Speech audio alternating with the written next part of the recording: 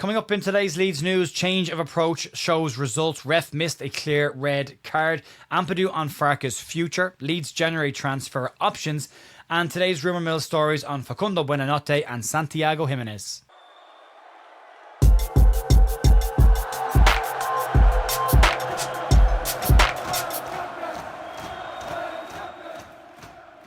Hi folks, welcome to the Leeds View, Friday the 5th of December with your Leeds United news. Hope your week's going well so far. We had the podcast out last night, myself and Paul Brooker, having a little bit of a look ahead to the Liverpool game tomorrow, as well as a look back on the Chelsea game and some little updates on the development of Ellen Road, or what's been spotted in and around the ground, as some work has already begun on that.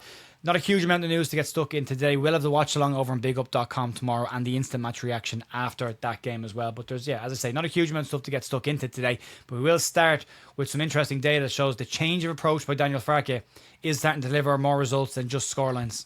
For months we've been talking about how Leeds started the season with the more direct style of play and the more aggressive football, which saw results being picked up in those early couple of games. Then we saw a shift back to the more possession heavy game, and as a result of that, the results deteriorated over that period of time. But we have seen a shift back in the second half against Manchester City and the 90 minutes against Chelsea, and now thanks to the Opta's latest set of statistics, it's shown that Leeds are reaping the rewards from the change in style. Thanks to Johnny Cooper also for sharing this information and his data on X. But before the second half against Manchester City, Leeds had only played 11.6% of their passes long, but in the second half against City, that doubled to 22.3%. For the 90 minutes against Chelsea, it was slightly different, but it was still higher at 20.4% and just shy of that double-digit change of what we've seen so far this season. Leeds did mix it up a little bit more against Chelsea. There was more interchanging of passes, an attempt to move the ball quickly along the ground as well as direct, and that change of approach throughout the match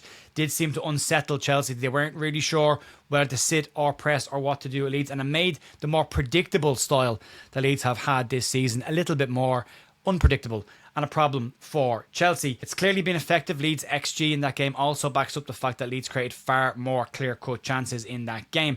And under the 4-3-3 system, Leeds played 1,035 minutes if you exclude the Carabao Cup extra time against Sheffield Wednesday. But they only scored 11 goals in that time, and that's a goal every 90 minutes. In the 3-5-2 system, Leeds have played 135 minutes and scored 5. That's a goal every 27 minutes. Now, the data set is much smaller on the new formation, but the opposition in those two games was Manchester City and Chelsea, so it is still an impressive statistic anyway. And thanks to James Marshman for sharing that one on X as well. But yeah, it's interesting to look at it. There's a lot more goals, there's a lot more creation of chances, even in the game and a half. I mean, scoring 5 goals against Chelsea and Manchester City is a hell of an achievement for, as Daniel Farke calls us, a newly promoted side. And we have to see if we can do the same against Liverpool tomorrow, and then against teams that wouldn't be in that top 6 category after that, and see what kind of results Leeds can get. But it's an interesting shift, and it is clearly showing signs of a revival for Leeds' fortunes on the pitch. Let's move on and talk about a referee mistake.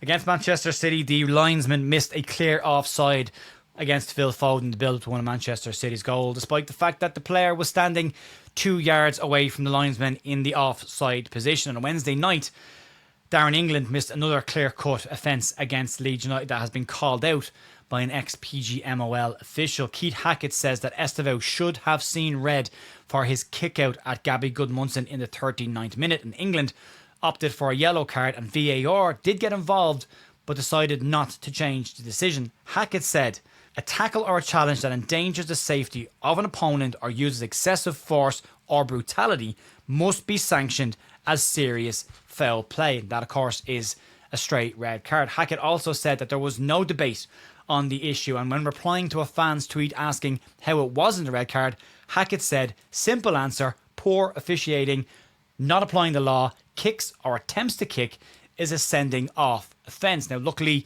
Gabby Goodmunson wasn't injured and it didn't affect the result of the game, and Estevao was taken off at half-time after Gabby Goodmunson did an incredible job pretty much putting him in his pocket for the entirety of that first half. Slightly trickier task against Neto to start the second half, but he did get to grips with it eventually. But yeah, good player Estevao, but showed his youth and petulance in the kick out against Gabby Goodmunson after he blocked him going past him yet again. And Gabby Goodmunson, as we said yesterday, had the most amount of blocks, won the most amount of duels and most amount of recoveries of any player in the first half in that match against Chelsea. So yeah, it was impressive. But yeah, another incident that went against Leeds United. Luckily this time around, it didn't have an impact.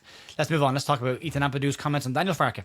Huge win Wednesday night for Daniel Farke and for Leeds, but there is still said to be some level of pressure on Daniel Farke heading into the home game against Liverpool this weekend. Ethan Ampadu was commenting on the situation after the game against Chelsea when he spoke to Sky, and he said that the players and coaching staff are all very much on the same page. Ampadu, speaking to Sky, said the following: "No matter who is here, we are behind everyone. Everyone is on board, players and staff. We've worked so hard to get to this position in the last 2 years, and now we are here. We want to achieve together." Leeds are currently out of the relegation zone, 2 points ahead of West Ham after their draw last night. And but Leeds' 4 wins so far is more than Ipswich achieved in the entirety of last season. And the 14 points that Leeds have picked up already this season is also more than Southampton managed to get over the course of the full season last year. Now, obviously, both those sides went down, and it's not a clear indication that Leeds will stay up as a result of that. But it does show you that Leeds are bucking some of the trends from last season. Ampadu also said that the squad are taking a lot of pride in the fact that they've learned a lot of lessons over the past couple of weeks, and he definitely looked like a man on a mission against his former side, Chelsea. But he admits there's a lot of work to be done just yet, and one result doesn't show that they've turned a full corner just yet. It is the beginning of something, hopefully, and something to build on moving forward. But good to see that they're all very much on the same page and all pushing in the same direction, something that couldn't be said in the last time Leeds got relegated from the Premier League. But yeah, interesting to see if there is some comments about Daniel Farke still being under pressure. I would have thought it would have eased pretty quickly after that result against Chelsea. But again, tough game of the weekend against Liverpool. Bit of a wounded animal match coming up against Liverpool. Will they sort their form out against us, or can we capitalise on that poor form? We'll have to wait and see tomorrow. Let's move on. Let's talk about Leeds' potential January kitty and options. Leeds are considering looking into the January transfer market, and Daniel Farke said yesterday that there are several factors to it. One of them is players' injuries, individual form is another, as well as the full squad form coming into it. But he did say that Leeds wanted certain extra targets during the summer window that they didn't get, and the desire is still there to try and bring them in. Football finance expert Dan Plumley says, though, that Leeds will likely try and look at options where there isn't a huge amount of outlay of cash up front due to a pretty tight PSR situation. They might look at loans with obligations to purchase to keep players for a longer period beyond the short term. The new squad cost model comes into place next season and replaces PSR, and there's no real insight just yet or details on whether clubs that breach PSR this year will get punished next year when they publish their set of accounts under the squad cost model. Stefan Borsten from Team Talk, he said that he doesn't expect any team to get punished next season, and there is that 30 million buffer that will be in place as well. Either way, Leeds will likely look at options where they can bring players in on a slightly cheaper deal, whether that's amortising them over a longer period of time, or whether they look at that loan with an obligation to buy some of these players. There is a World Cup coming up in the summer. There are a lot of players who aren't playing football who will want to get game time to make sure they're in their national sides for the World Cup, and that might help with a couple of short-term options, and then maybe if they impress, options or obligations to buy into this summer. But yeah, if Leeds are going to splash some cash, they need to probably sell some players as well, and that is listed in this report as well. But we'll get into the rumour mill because there is 2 stories that might have some impact on that. First one to talk about is Facundo Buonanotte. He might not have got on the plane in the summer to come to Leeds United, but there is talk of him potentially coming in January. He has missed out on Chelsea's matchday squads now for the last 7 games, and there is some talk that Brighton might consider recalling him in January. And according to some reports, Leeds still remain interested in bringing him in on loan should he go back to Brighton. According to the Daily Mail, they say that Leeds would be interested in taking Buonanotte on loan in January, but the only way that this can happen is if the player decides to cancel the loan himself and look for a return. The Mail also says that Chelsea insist that the Argentinian international will get game time over the busy Christmas period, and the winger himself knew that he was signing for the club as a squad rotational player. If Leeds stick with the current 3-5-2 formation, there's probably not a huge need to bring in an additional wide player.